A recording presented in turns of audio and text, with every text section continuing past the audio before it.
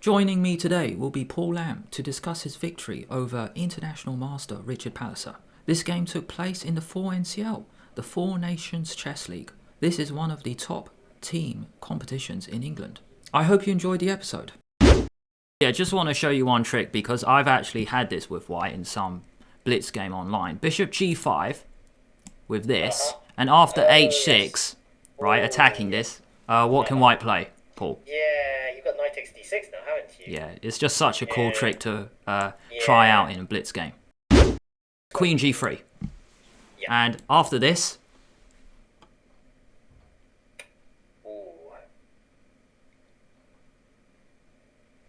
Come on, Paul. Wake up. Oh, wait a minute. It's just made, isn't it?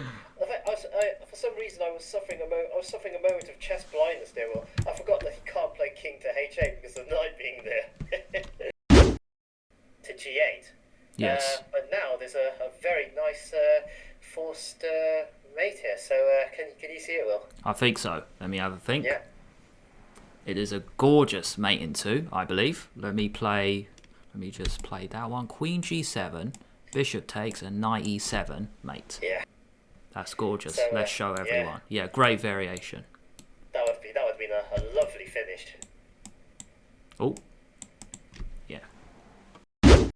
All right, Paul, thanks for joining me to discuss perhaps your best ever game against an international master, Richard Palliser.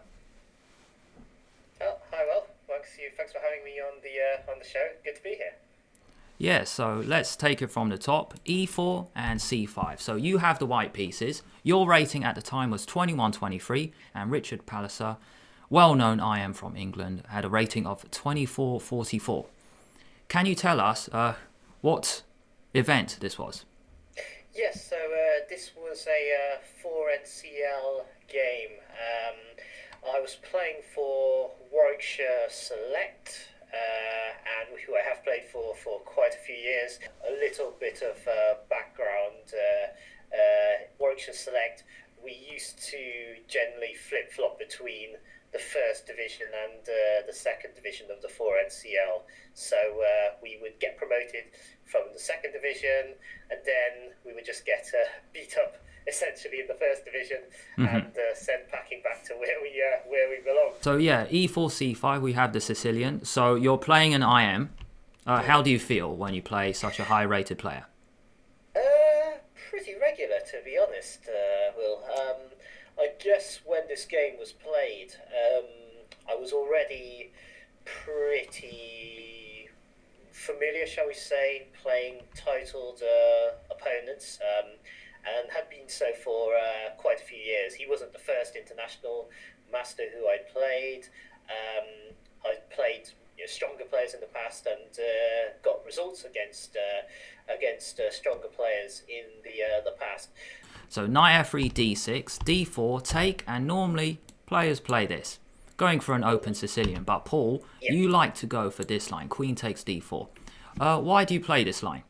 How long have you played this line with white? I started playing this line, the checker. Essentially, it was just me being quite lazy, to be honest, Will. I just didn't have the time or inclination to learn the Open Sicilian. Ironically, I used to actually play the Open Sicilian when I was younger, and I didn't actually play it too badly. But then, as time went on, my opening choices probably actually became more dubious, ironically. I think I was inspired by a line which I'd seen in the Bishop b5 Sicilian, which can transpose into this. If we just go back actually a couple of moves. So after Bishop b5 check, for example, and Knight c6, you could play d4. Yes. Which transposes into the variations of the checker. That, I think, was one of the factors behind me taking it up, because I was playing Bishop b5 Sicilian, and then I thought to myself, actually, wait a minute, why don't I just play d4, c takes d4, and then queen takes d4 straight away? Yes. I guess at the time, playing against Richard Palliser, I probably would have been of the mindset that if I go into any main lines, he's just going to know his stuff, so much better than me. I mean, that would be madness to play into something which he's going to know so well, which I don't know well at all. So from that point of view, I thought it was probably a decent choice. And yeah, I mean, it is a good line because you're just taking players out of their normal territory. I don't actually recall doing a great deal of preparation for this game. Good. I'm giving you kind of an indication of what my attitude was like before the game. But that's good. Relaxed. Yeah. Yeah, maybe too relaxed, but. Yeah, you tell us your thoughts before the game. Yeah. So that's cool. Yeah, after queen takes d4, right, let's go. Knight c6, attacking the queen, so bishop b5, pinning the knight to the king. So black tends to just block with bishop d7. Just want to ask you this question, Paul. Yeah. Queen a5 check, knight c3, and then queen takes b5. What do you think of this line? Have you seen this line before?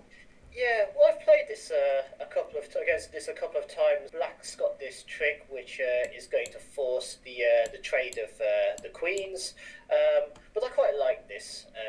Now Black is going to lose the right to castle. He's got to play king to d8. I've got my knights developed. He's got the bishop pair, but I think my lead in development and the fact that he's now lost the right to castle are going to compensate for that. I would have been quite comfortable playing this position. Yeah, just want to show you one trick because I've actually had this with white in some blitz game online. Bishop g5 with this, and after h6, yes. Right, attacking this, what can white play, Paul? Yeah, you've got knight takes d6 now, haven't you? Yeah, it's just such a cool trick to try out in a blitz game. Yeah, absolutely. And I won very quickly. Knight can escape. That's why it works.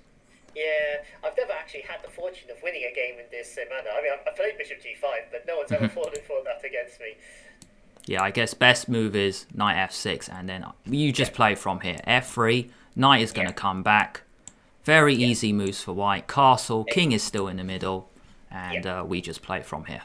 Knight c6, bishop b5, bishop d7, and white now takes the knight, and there are two options.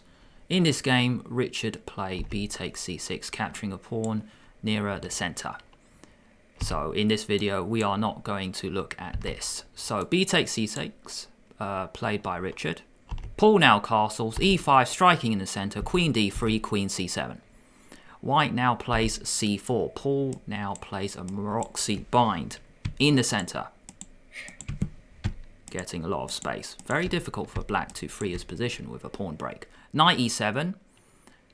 White could put a rook here to put pressure on the d-pawn, but the knight is just going to move out the way. Knight c3 played. Knight g6. Bishop now defends this pawn. This knight can come in to f4 as well. And now, Paul, you went for b3. Can you tell us one idea behind b3? Yeah, well, when I played b3, I was perhaps having visions of bishop to a3 at some point to put pressure on the d6 pawn. Also, just defending, solidifying the pawn on c4 as well. The bishop, though, could also possibly come to b2. That might be an option.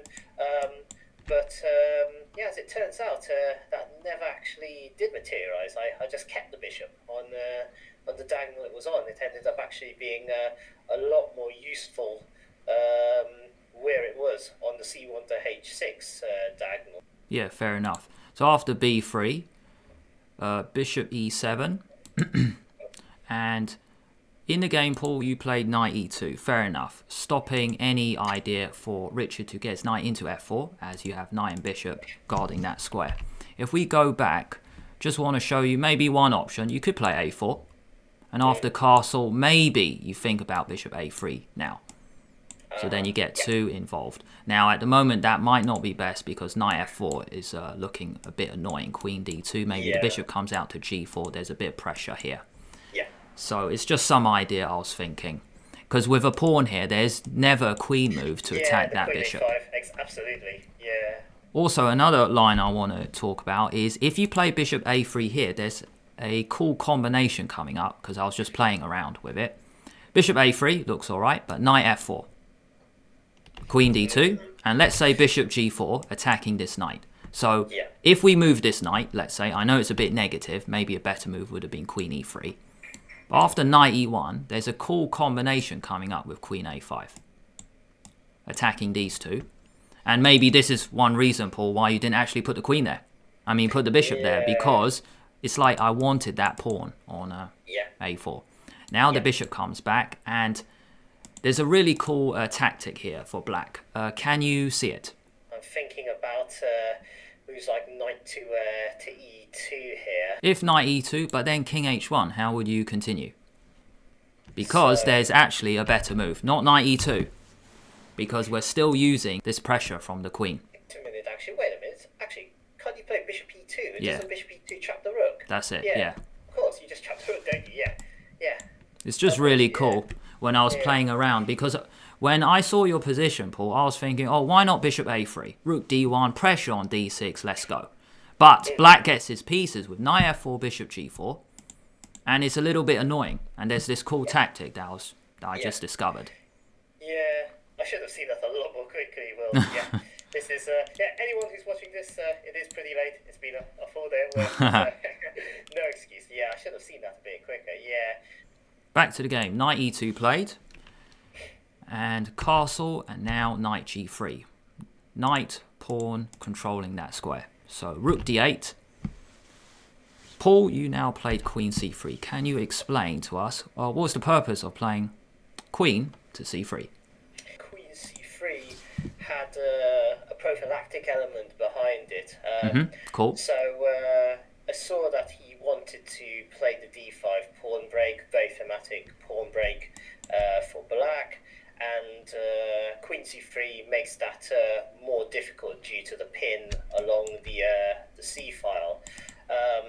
Also, I did have visions of how the queen could be useful potentially on that diagonal if it did get opened up. Also, just getting the queen off the d-file as well. It puts pressure on the e5 pawn as well. The queen c3 played by Paul, f6. Richard solidifies his centre. So how are you feeling after this? Well, the first thing I thought to myself was, I thought he really wants to play d5 here. He's really desperate to play pawn d5. He just wants to secure e5 and then force through the d5 pawn break. And if he gets in the d5 pawn break, he should be doing pretty well then. Yeah. With the bishop here. Yeah, you should be definitely have a pretty good position. So I thought I had to play energetically here. Yeah, that would explain my next move now. I played pawn to h4 here. Idea was I wanted to play h5, kick the knight away, get in knight to h4. The knight could jump into f5, and also it allows the f4 pawn break as well. So my thinking is, while if I'm doing this, giving him problems to think about, that's going to slow him down, make it less likely that he's going to be able to get in his idea of the d5 pawn break. h4 played, queen b7 by Richard. Another option was just to deliberately retreat the knight, because Paul, you're going to attack this knight, so maybe he should just improve the placement for that knight. I don't think knight f4 is that good. You might even just take it and go knight f5. Absolutely, yeah. So Richard, he might need to re-maneuver his knight, because after this, I think black should just go bishop f8. I think this is a total disaster with rook e1, and we're coming in all this control. I think knight f8 might be better, because after h5, maybe knight e6. Controlling this. Can't I now get in? Can I get knight f5 now in? Knight f5, yes. Bishop back to f8. And just be, calm. Retreat the bishop. Maybe time it to kick your knight away. This is something I was talking about to a student recently, actually, Will. How when you push your pieces further forward, it can give the impression of being very active. But the question is, can the piece be maintained there? What happens if he just kicks you away? What have you achieved then? Queen b7 played by Richard. He really needs to get a pawn break in, so d5 would really free his position. If it's black's move now, d5, and black has a great position, even rook c8 against the queen now. But Paul acts fast. h5 attacking the knight, and now knight back to h8. Richard plans to reroute the knight to f7 instead. Doesn't look that natural because on f7 it doesn't really do too much. We'll definitely have considered knight f8. Let's just see what variation I put. Knight h4, knight e6, just like before. Knight f5, bishop f8, queen g3. Maybe he was a bit scared, Paul, with this facing your king, but maybe black can actually play king h8. And the cool thing is, this doesn't work. So what do you think, Paul? Another tactical moment. How to crash through in style for white. Yeah. Well, knight g6 looks very tempting here, Will. And king g8 is actually best, because after take, it might be over. Yeah, I think it is over. Yeah. So that's a cool variation. After queen g3, I think maybe black needs to play maybe bishop e8. So then if something comes in, maybe you take with the bishop. But also you give the queen a chance to defend as well. h5, knight goes back to h8, and now knight h4. The beginning of the end, really. You've got some great pieces here, Paul. Couple of knights, both have access to the f5 square. And as you said before, f4, this is the pawn break that you want to get in your bishop and the rook. This is the beginning of a wonderful attack. Knight h4 played, g6, makes sense from Richard, trying to guard that square. But let's have a look at d5, because this was the purpose of Richard's move. Queen here, and then striking in the center. I was just wondering why Richard didn't go for it. That was the point of queen b7. What are you thinking, Paul? That did surprise me, actually, that he didn't go for it. That was the move which I was expecting him to play. Yeah, just want to show you a line. I think after d5 you can take, maybe f4 is okay.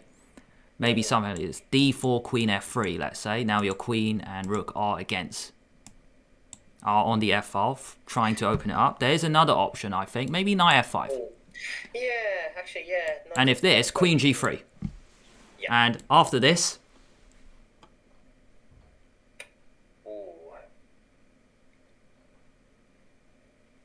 Come on, Paul. Wake up. Oh, wait a minute.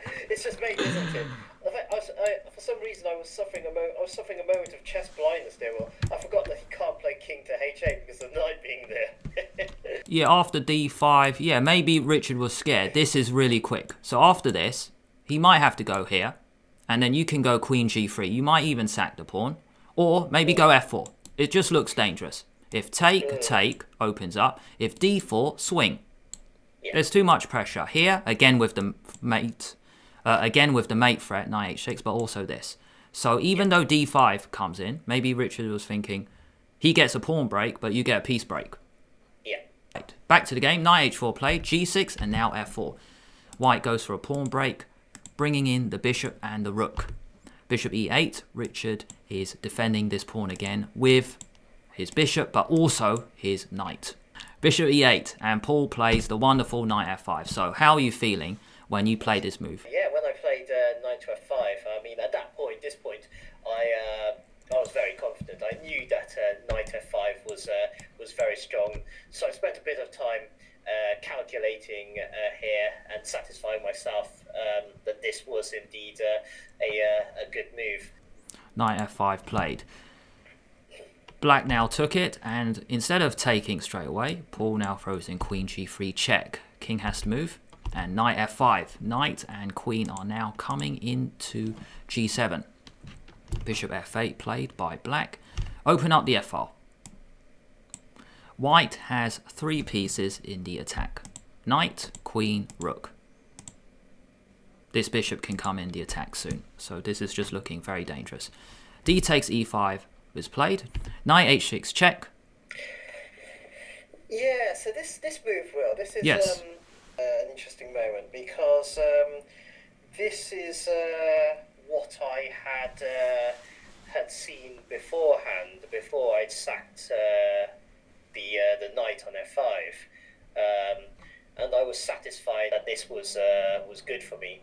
But I remember actually I did look after the game, And I remember this moment because I believe that instead of knight to h6, you've actually got an even stronger move. I believe that bishop g5 is actually an even stronger move here. Obviously, you can't take the bishop now because of the discovered check from the knight, but otherwise, you're just going to be taking on f6, aren't you? And then playing knight d6 anyway.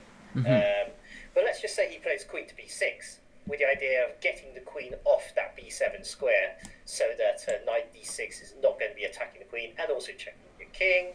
So now let's say I move my king out of the way, and now let's say he did take the bishop, and now I've actually got queen takes e5. And there's actually a beautiful line here. So natural thing for black to do: get his king off the f file to g8. Yes. But now there's a very nice forced mate here. So can you see it, Will? I think so. Let me have a think. Yeah. It is a gorgeous mate in two, I believe. Let me just play that one. Queen g7, bishop takes, and knight e7, mate. Yeah. That's gorgeous. So, Let's show everyone. Yeah, great variation. That would have been a lovely finish. Oh. Yeah. Yeah, beautiful. Knight h6 played. Take. White now has a threat of queen takes pawn using the pin on the f file. That's why Richard played queen e7. Also, the queen can also come into g7. Queen e7 played to defend it. And Paul now goes bishop g7. Great move. Every black piece is just on a poor square. The knight is out of the game. The bishop on e8 doesn't exist. That rook doesn't exist. And there's just too much pressure on f6. So Paul, yeah, you're just crushing. Bishop g7 played. Palliser, he just felt the pressure and he felt the need to give back an exchange. With rook d3, deflecting the queen from defending the bishop. If rook d6 played, maybe Paul, I think you just grabbed it, knight. Yeah, just take the knight, don't I? Yeah. This is just crushing now. Yeah. Yeah. Rook d3 played. Take. Paul just puts his queen back to g3 check. King f8 and now queen h4. Queen and rook still putting pressure on f6 even though the bishop has disappeared from the board. Queen to h4, rook d8 played because there's no good way to defend it. Unless we go king g7, but then maybe h6 check. Ah, okay, maybe, I've just seen this. Maybe if king g7 check, and then here, was it this? Ah, yes, rook takes f6. Beautiful. Then the queen takes, you've got rook to f1. Yeah. Okay, let's have a look at that again. I'm just having a think. Queen h4, yeah, king g7, no, hang on. There might be something better. Now, the question is, do you have to go for h6 check first, or can you play? Yeah, well, rook f3 was what I was thinking about, Will. But then, does he get the chance to play knight to f7? Ah, knight f7, okay. Yeah, so just having a think here. Queen h4, king back to g7. I'm just wondering why he didn't do that. Yeah. Okay, rook f3, let's say. Knight f7, fine. Now, rook f1. Knight g5. And now, maybe queen g4, queen g3. Or, maybe you take it. Or h6 check, maybe. You could play h6 now, though, couldn't you, Will? Because if he goes king g6, you've got moves like g4, haven't you? Which threaten mate on h4. Ah, okay, that's cool. Actually, could that work? Actually, no, would that work, actually? He just goes king back to f7. I guess you could just move the rook out of the way, though. Just play a move like rook to f5. And then, what does black actually do here? Yeah, fair enough. Boom. Sorry. Yeah. Here, as you said. Yeah, and now that looks pretty, that looks like game over now. And he can't take the rook because of queen h5. Alright, cool. We worked it out. Yeah. Yeah, that's a gorgeous one. Bishop d7, as you said, Paul. Your queen h5 is mate. That's a really nice one. Yeah. If we go back king f7, well, maybe this. Oh, yeah, you just yeah. Sorry, this way, even better. Boom. Yeah, take with the rook, yeah. And that's it. That's curtains, yeah. Game over, yeah. Queen h4, rook d8 played, crashing through. Rook takes f6 check, knight f7, and now rook a f1. Rook d6 play, h6, controlling g7. Paul is crashing through. Rooks come off, black tries to relieve the pressure. Take, take. Black's pieces totally boxed in. Queen c5 check. And one option, Paul, was king h2. I think he played rook f2, but king out the way might be a bit stronger. Let's have a look. What's wrong with rook f2? I had a look at this. Maybe he could actually go back. Maybe that's why. Yeah. Queen back to g3. I'm a bit surprised Palliser didn't go for that, because after this, coming in there, he can actually go back. Maybe this is what he was a bit scared of. This looks very scary for black. Check, king e7, and then this pawn might actually drop. Now he can come back for that. King e7. Yeah, I just want to show you because I had a look at this. Queen e3, that pawn will actually drop. Yeah. It's a lot closer now. Yeah, absolutely. Yeah, he's I think he might actually now be surviving here. Yeah. Queen c5 check. Yeah, that's why instead of rook f2, maybe king h2. And I just want to show you, after queen e7, just coming back for this, queen g5 coming back for this. Queen g7 is now mate. Queen c5, so it looks like black needs to waste a move and then, come back to c5. But check, king e7, and now you just keep the pressure. You can't do this. Your rook is hanging. So let's just go rook f5, and then it's very, very difficult for black to move. And I think the big difference is your king is now just off the file. Yeah, no checks for black. Exactly, yeah. Your queen and rook are free to move. That will actually drop. So if queen e3, I think you got rook e5 as just well. Take on e5, yeah. You also got this, but it's different from before because you get a couple of pawns. Check, take, and then check, and you are winning this. I mean, to me, king h2, you get the king out the way. It just looks, it just feels right. Maybe you didn't want that because of this, I guess. Yeah, that may have just been something which I missed. Oh, hang on. No, sorry. Yeah. Maybe you were afraid of this. Queen e3. Let me just have a think. Yeah, I'm just wondering if there's anything better than queen to g4 then. Could I go rook f3 then with the idea of queen f6? Yep, let's try it. Rook f3. Yeah, rook f3. Queen has to move somewhere sensible. Let's say it goes back. Ooh. Queen comes to f6. Yep. And then it's going to fall. h7 fall. This boom, is boom. Game over. This might be even better because your rook. The thing is, I've got ideas of like rook g and then rook to g8, haven't I, as well? That could also be pretty terminal. Back to the game. Rook f2 played. Queen e3 and now queen into f6.